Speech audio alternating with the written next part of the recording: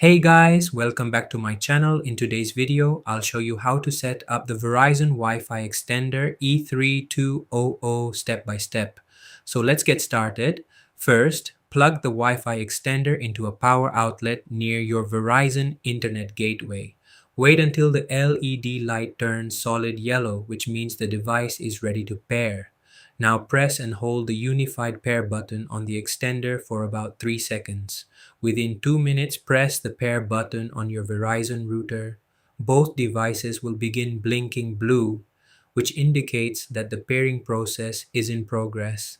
After a few moments, once pairing is complete, unplug the extender and move it to a location between your router and the area where you experience weak Wi-Fi coverage. Plug it back into a power outlet and observe the LED light. If the light is fast blinking yellow, it means the extender is too far, so move it closer. If it is slow blinking yellow, move it slightly farther away. When the light becomes solid white, your setup is fully complete.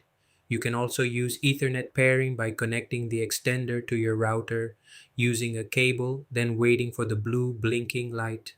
Once it turns solid white or blinking yellow, the pairing is successful. If you see a red blinking light, it means an error occurred, so repeat the process. And that's it. Your Wi-Fi extender is now ready to improve your network coverage.